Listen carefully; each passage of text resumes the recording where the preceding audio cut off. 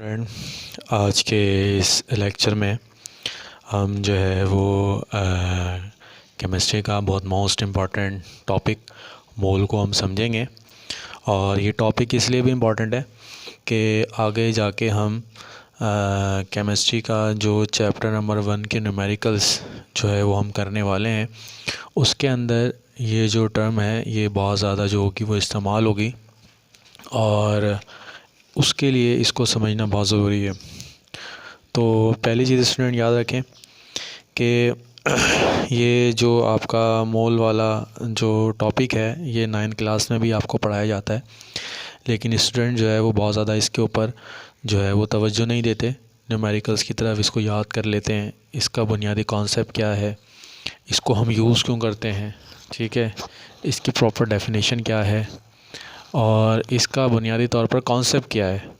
तो वो आज की क्लास में हम जो है वो इसको सीखेंगे और फिर उसको सीखने के बाद जो है वो हम इस काबिल हो जाएंगे कि हमारे पास जो फर्स्ट ईयर केमिस्ट्री के जो न्यूमेरिकल्स हैं उनको जो है वो हम करने के काबिल हो जाएंगे। सबसे पहले देखें, पहला सवाल ये है कि मोल है क्या।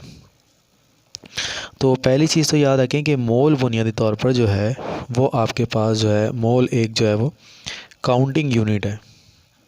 काउंटिंग यूनिट है। अब आपके जहन में सवाल आया है काउंटिंग यूनिट क्या है, इसको अब मैं आपको समझाता हूँ। जैसे मिसाल के तौर पर हमारे पास कुछ नंबर्स हैं 1 2 3 4 5 6 7 8, इस तरह करके जैसे ही हम जो है वो 12 पे पहुँचते हैं, तो जैसे ही हम 12 पे पहुँच देते हैं तो हम कह देते हैं कि भाई हमारे पास जो ये 12 है, अब इस पूरे 12 को लिखने की बजाय हम ये कह देते हैं कि 12 इज इक्वल टू 1 डज़न। ठीक है, अब देखें ये जो आपके पास डज़न है, ये डज़न बुनियादी तौर पर जो है आपके पास क्या है, एक मेजरिंग यूनिट है जिसके ज़रिए आप क्या कर सकते हो, आप मुख्तलिफ़ चीज़ों की जो क्वांटिटी है उसको रिप्रेजेंट कर सकते हो। ठीक है, अब आप जो है वो आगे चलते हैं और जैसे ही आप आगे चलते हैं आप जो है वो यहाँ तक पहुँच जाते हैं। तो ये जो आपके पास नंबर है, इस नंबर को जो है वो आप नाम दे देते हो किसका, 1000 का नाम दे देते हो। इसको नाम दे देते हो किसको, आप 1000 का नाम दे सकते हो। इसी तरह से जब आप और आपके नंबर बढ़ते हैं और आप जो है वो लैख की तरफ चले जाते हैं, यानी 10 पे पावर 5 आ जाते हैं, तो 10 पे क्या और 5 पर जैसे ही पहुंचते हैं तो आप इसको जो है वो नाम दे देते हैं किसका, लैख का दे देते हैं। फिर 10 पे पावर 6 की तरफ चले जाते हैं तो फिर जो है वो आपके पास जो होता है आप इसको जो है वो मिलियन का नेम दे देते हैं। ठीक है, और इस तरह आपकी क्वांटिटी क्या होती रहती है, बढ़ती रहती है। तो जैसे जैसे आपकी क्वांटिटी बढ़ती है तो उस क्वांटिटी को आप कोई ना कोई जो है वो नेम देते रहते हैं। अब सवाल ये है कि ऐसा आप क्यों करते हैं। ठीक है, अब फ़र्ज़ करें आपके पास जो है वो रुपीज़ थे, अब ये आपके पास जो था वो 1000 था, तो अब इसको अभी भी कह सकते थे कि ये भाई 10 100 है, क्योंकि 10 अगर 100 मिलेंगे तो 10 100 मिलने के बाद जो है वो आपके पास 1000 आ जाएंगे। तो सबसे पहला सवाल ये था कि आपने जो है इसको 1000 का नाम क्यों दिया। ठीक है, इसी तरह से जब लैख के ऊपर पहुँचे तो अगर आप इसको अभी है वो आप इसको कह सकते थे कि भाई आपके पास जो है वो 100,000 है। 100,000 जो है वो बढ़ा, तो जैसे ही 100,000 हुआ तो वो आपका लैख बन गया। अब इस 100,000 को कहने की बजाय आपने जो है यहाँ जो है वो वर्ड यूज़ किया लैख का। तो यहाँ से जो बुनियादी चीज़ आपके समझ में आई वो ये आई कि अगर आपके पास बहुत बड़ी जो है वो एक वैल्यू मौजूद है, उसको हैंडल करने के लिए, उसको रिप्रेजेंट करने के लिए आप एक जो है वो नाम जो है वो आप यूज़ करते हैं। और वो नाम क्या करता है कि आपको एक बड़ी जो वैल्यू है उसको हैंडल करने में क्या करता है, हेल्प करता है। ठीक है, और इसकी मिसाल एक और इस तरह समझ लेते हैं। मिसाल के तौर पर अगर आपको जो है वो बहुत सारे अंडे चाहिए, तो आप जो है फ़र्ज़ करें अगर आपको जो है वो जो है वो 200 एग्स चाहिए या कुछ ऐसी एग चाहिए, तो आप ये नहीं कहेंगे कि आपको 200 एग्स चाहिए, बल्कि आप ये कहेंगे कि भाई मुझे जो है वो आप जो है वो 10 डज़न, ऐसे कह देंगे आप 10 डज़न एग्स दे दें। यानी एक बड़ी क्वांटिटी एग्स की चाहिए आपको, तो आप ये नहीं कहेंगे कि मुझे 100 अंडे चाहिए या 1000 अंडे चाहिए, आपके 10 डज़न दे दें मुझे, आप 20 डज़न एग दे दें। तो इस तरह क्या होगा कि आपको जो है एक बहुत बड़ी क्वांटिटी को जो है वो हैंडल करना आपके लिए क्या हो जाएगा, आसान हो जाएगा। तो यहाँ तक आपको बात समझ में आ गई कि आपके पास जब भी कोई बड़े नंबर्स आते हैं तो उन बड़े नंबर्स को रिप्रेजेंट करने के लिए आप जो है वो एक छोटी जो टर्म है उसको आप क्या कर लेते हैं, यूज़ कर लेते हैं। ठीक है, अब जैसे मिसाल के तौर पर हमने जो है वो कुछ वाटर लिया। अब जब मैंने इसके अंदर वाटर लिया और वाटर के ज़ाहिर सी बात है वाटर मौजूद है। अब वाटर के जो है वो इसके अंदर क्या मौजूद है, मॉलिक्यूल्स मौजूद होंगे। अब मैंने आपसे पूछा कि इसके अंदर जो है वो कुछ मॉलिक्यूल्स मौजूद हैं। ठीक है, अब जब साइंटिस्ट ने इसकी कैलकुलेशन की तो यहाँ तो जो है बात जो है ना मिलियन में थी, ना बिलियन में थी, ना ट्रिलियन में थी। यहाँ तो बात हेक्सिलियंस में थी, यानी कि उनके अंदर जो नंबर ऑफ़ एटम्स, मॉलिक्यूल्स और पार्टिकल्स की तादाद थी वो बहुत ज़्यादा थी। अगर हम यहाँ एक वाटर का मॉलिक्यूल मौजूद है तो क्या हम क्या ये कह सकते हैं कि जहाँ एक वाटर का मॉलिक्यूल मौजूद है, तो साइंटिस्ट ने कैलकुलेट किया तो वहाँ पर जो की तादाद मिली वो हमारे पास जो तादाद मिली वो हमारे पास हमने जो है वो वाटर लिया, वाटर के 18 ग्राम लिए।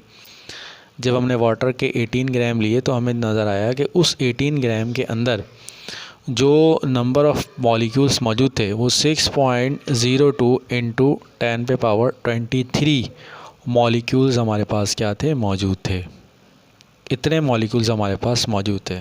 ठीक है, तो हमने क्या किया, इतने मॉलिक्यूल्स को जो है वो बताने की बजाय तो उन्होंने बताया कि अगर किसी भी चीज़ में, यानी कोई अगर आपके पास मॉलिक्यूल है, ठीक है, कोई आपके पास मैटर है और मैटर में ज़्यादा मॉलिक्यूल होगा, एटम होगा, ठीक है, या आपके पास जो होगा क्या होगा, कोई आयन मौजूद होगा। तो अगर आपके पास इतने मॉलिक्यूल्स मौजूद हैं तो उन्होंने कहा कि भाई इसको जो है आप किससे रिप्रेजेंट कर दें, मोल से रिप्रेजेंट कर दें। यानी जिस तरह से मिलियन के लिए 10 पे पावर 6 क्वांटिटी को रिप्रेजेंट करने के लिए मिलियन को यूज़ किया, 10 पावर 9 को रिप्रेजेंट करने के लिए बिलियंस को यूज़ किया, 10 पावर 12 को रिप्रेजेंट करने के लिए ट्रिलियंस को यूज़ किया। इसी तरह से इतने पार्टिकल्स की तादाद को रिप्रेजेंट करने के लिए जो टर्म यूज़ हुई उसको उन्होंने नाम दिया, किसका, मोल का जो है उसका नाम दिया। ठीक है, यहाँ तक आपको बात समझ में आ गई होगी। ठीक है, ये बुनियादी कॉन्सेप्ट था और यहाँ से आपको समझ में आ गया होगा कि आपके पास मोल क्या है। एक आपके पास मेजरिंग या काउंटिंग जो है वो यूनिट है जो बुनियादी तौर पर अमाउंट ऑफ सब्सटेंस को रिप्रेजेंट करता है। किसको रिप्रेजेंट करता है, अमाउंट ऑफ सब्सटेंस को जो है वो बुनियादी तौर पर क्या करता है, रिप्रेजेंट करता है। ठीक है, यहाँ तक आपको बात समझ में आ गई। अच्छा, अब सबसे पहला सवाल जो जहन में ये आया कि फ़र्ज़ करें मेरे पास कार्बन का एटम है, कार्बन के एटम्स मौजूद हैं। ठीक है, मेरे पास जो है सपोज़ जो है वो वाटर के मॉलिक्यूल्स मौजूद हैं, मेरे पास जो है वो और बहुत सारे मॉलिक्यूल्स मौजूद हैं, अमोनिया के मॉलिक्यूल्स मौजूद हैं मेरे पास। तो अब सवाल ये आया कि अगर मुझे कार्बन के 1 मोल चाहिए, ठीक है, तो यहाँ तक तो बात समझ में आ गई कि किसी भी एक चीज़ अगर इतने पार्टिकल्स होंगे किसी भी चीज़ के तो वो 1 मोल के बराबर होंगे। तो इसका मतलब ये हुआ कि अगर मुझे जो है वो 6.0 इंटू 10 पे पावर 23 एटम्स अगर मुझे मिल जाएं तो वो मेरे पास बराबर हो जाएंगे किसके, 1 मोल ऑफ कार्बन एटम के बराबर हो जाएंगे। इसी तरह से वाटर के भी अगर हमारे पास 6.02 इंटू 10 पे पावर 23 एटम्स अगर मॉलिक्यूल्स हमें मिल जाएं तो उसको हम कह देंगे ये हमारे पास जो है वो किसके बराबर है, 1 मॉलिक्यूल के बराबर है, 1 मोल के बराबर है। और इसी तरह से अगर हमारे पास जो है अमोनिया के भी 6.02 इंटू 10 पे पावर 23 मॉलिक्यूल्स आपको मिल जाएं तो हम कहेंगे कि ये भी हमारे पास जो है वो किसके बराबर है, जो है वो 1 मोल के बराबर है। ठीक है, ये आपको बात समझ में आ गई। तो एटम हो, मॉलिक्यूल हो या आपके पास कोई आयन मौजूद हो, ठीक है, उसके अंदर अगर इतने मॉलिक्यूल्स होंगे, एटम्स होंगे तो वो बराबर होगा किसके, 1 मोल के। इसको एग्जांपल से और समझ लेते हैं। यानी अगर मेरे पास जो है वो 12 एग्स मौजूद हैं तो मैं अब 12 एग्स नहीं कहूँगा बल्कि मैं सिंपल से उसको नाम दे दूँगा किसका, 1 डज़न का जो है वो उनको नाम दे दूंगा। यहाँ तक आपको बात समझ, यानी आप 12 एग लिखने के बजाय जो है वो 1 डज़न। अगर 24 एग्स अगर मेरे पास मौजूद हैं तो मैं इसको जो है वो कहूँगा कि भाई मेरे पास 2 डज़न एग्स जो हैं वो मेरे पास जो है वो मौजूद है। यहाँ तक स्टूडेंट आपको मुझे उम्मीद है कि ये बात जो है यहाँ तक समझ में आ गई होगी। अच्छा, अब सबसे पहला सवाल यह है कि अब मुझे एक मोल चाहिए कार्बन का। क्या मैं जाकर जो है वो इतने एटम्स गिनूँगा? अगर मुझे 1 मोल वाटर का चाहिए तो मैं जाके क्या इतने मॉलिक्यूल गिनूँगा? या अगर मुझे जो है वो अमोनिया के 1 मोल चाहिए तो मैं क्या इतने मॉलिक्यूल्स बैठ के गिनूँगा? ये तो मेरे लिए इम्पॉसिबल है, क्योंकि मॉलिक्यूल जो है वो इतना छोटा होता है कि नेकेड आई आपकी उसको ऑब्ज़र्व नहीं कर सकती। तो अब सवाल ये है कि आप जो है उसके लिए क्या करेंगे, ठीक है? ये अब चीज़ आपके ज़हन में। अब इसके लिए मैं आपको एक एनालॉजी से इसको समझाता हूँ। इसके लिए साइंटिस्ट ने क्या कॉन्सेप्ट यूज़ किया, इसके लिए देखें। इसको समझने के लिए सबसे पहले ये चीज़ है आपके पास कि अगर हमारे पास जो है वो फ़र्ज़ करें एक मुर्गी है और मुर्गी के मेरे पास जो है वो 12 अंडे 12 एग्स मेरे पास मौजूद हैं, तो वो 12 एग्स जो हैं वो बराबर होंगे किसके? 1 डज़न के बराबर होंगे। इसी तरह से अगर मेरे पास डक है और डक के भी अगर मेरे पास 12 एग्स मौजूद हैं तो वो ही बराबर होंगे किसके? 1 डज़न के क्या होंगे? बराबर होंगे। और इसी तरह से अगर मेरे पास जो है वो पिजन है, कबूतर है, और कबूतर के भी जो है वो मेरे पास 12 एग्स हैं तो वो भी बराबर होंगे किसके? 1 डज़न के। अब स्टूडेंट ये तो चीज़ हो गई।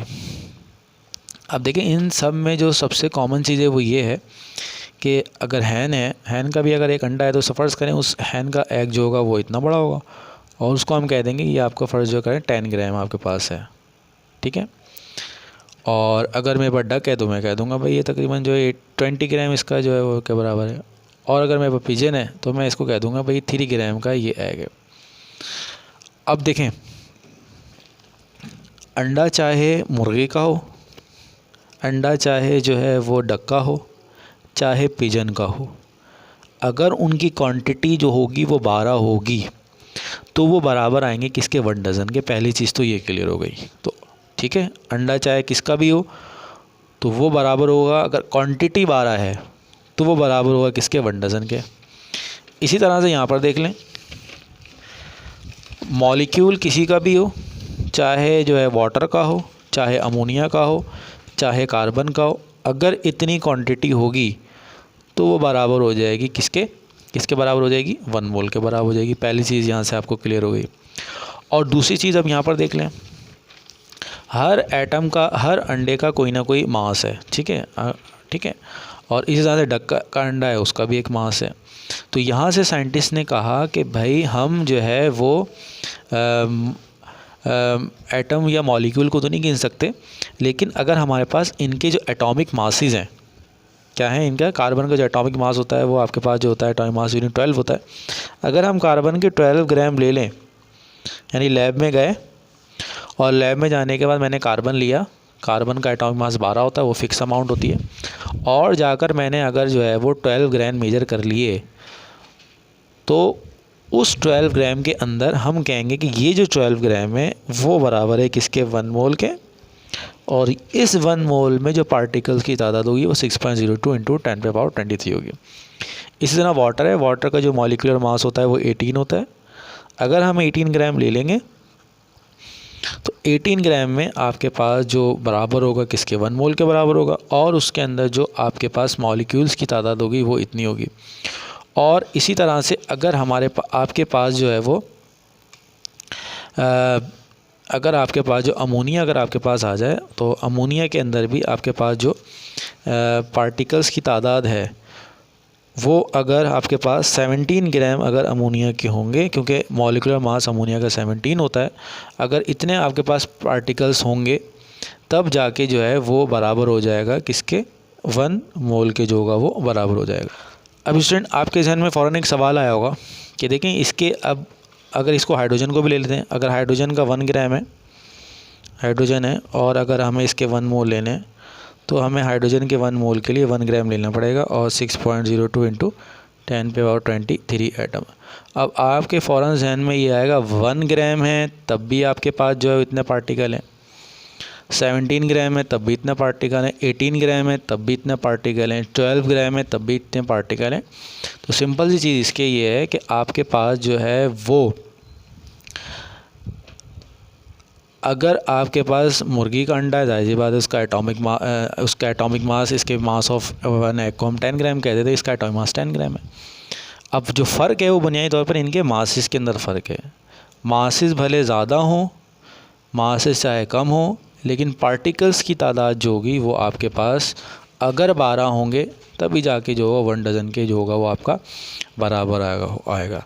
तो यहाँ तक स्टूडेंट आपके जहन में समझ में आ गया होगा कि जब भी आपको जो है वो हर एटम का एक एटॉमिक मास होता है, अगर आप क्या करेंगे उस एटम के एटॉमिक मास के बराबर मास ले लेंगे तो वो बराबर हो जाएगा आपके किसके, 1 मोल के बराबर हो जाएगा। अब यहाँ पर देखें एटम है, अब इसकी डेफिनेशन पढ़ लेते हैं मोल की क्या है। एटॉमिक मास, मॉलिक्यूलर मास या फार्मूला मास कहते हैं, जैसे अगर NaCl है फार्मूला मास, अगर आप उसको एक्सप्रेस कर दें किसके अंदर, ग्राम्स के अंदर, देखें ग्राम्स के अंदर लगा दिया, ठीक है। अगर आप ले लें एक्सप्रेस इन ग्राम, मतलब लैब में गए और आपने उसको इतने ग्राम नाप लिया तो वो बराबर हो जाएगा किसके, 1 मोल के। तो इसकी डेफिनेशन लिख लेते हैं, वो क्या है डेफिनेशन, एटॉमिक मास,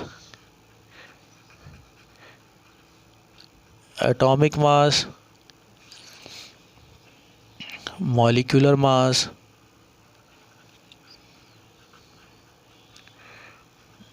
फार्मूला मास,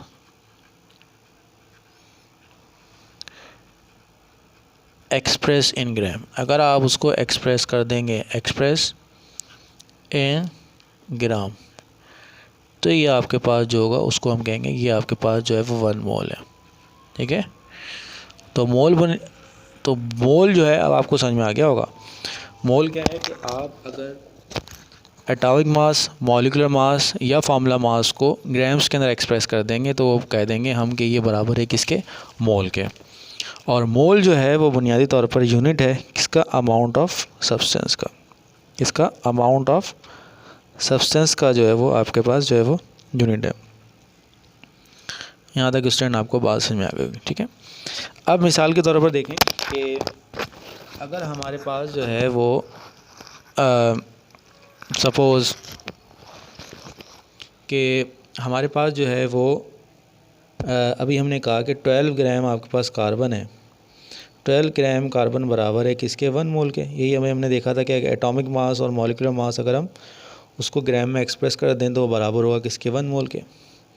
अगर आपके पास जो है इसके सपोज़ 24 ग्राम हो, ग्राम ऑफ कार्बन, तो ज़ाहिर सी बात है क्योंकि डबल हो गए तो इसमें जो मोल्स होंगे वो आपके पास क्या होंगे, 2 मोल्स होंगे।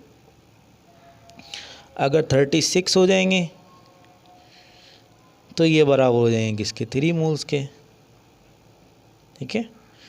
तो स्टूडेंट यहाँ पर एक चीज़ देखिए, आपको नज़र आ रहा है कि देखें कि हमारा जो रेफरेंस बना है, रेफरेंस यानी जिसके ज़रिए आप इसको मेजर कर रहे हैं, वो इसका एटॉमिक मास है, ठीक है।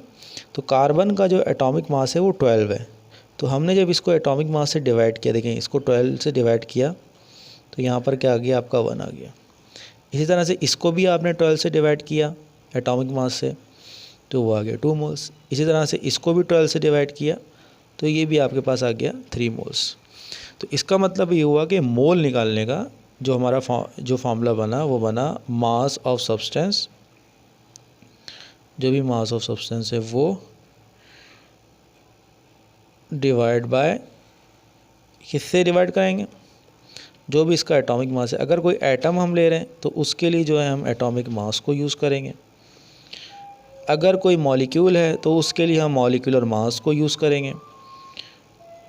और अगर हमारे पास कोई फार्मूला यूनिट है तो उसके लिए जो है वो फार्मूला यूनिट जो होगा वो इसके अंदर हम क्या करेंगे, इसको यूज़ करेंगे, ठीक है। ये यहाँ तक आपने जो है वो सीख लिया।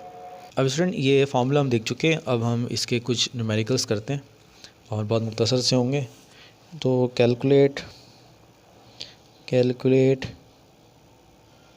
Number of moles in 36 gram of water, ठीक है, ये हम कर लेते हैं। सबसे पहले हम इसका डेटा बना लेते हैं। डेटा क्या है हमारा? डेटा ये है कि हमने जो है वो मास ऑफ वाटर आपको दिया गया है। मास ऑफ वाटर आपको 36 ग्राम दे दिया गया है, ठीक है, 36 ग्राम। और हमारे पास जो मॉलिक्यूलर मास है वाटर का, वो हमारे पास जो है वो 18 ग्राम है, 18 AMU। और हमें जो नंबर ऑफ़ मोल्स जो है वो हमने मालूम करने हैं।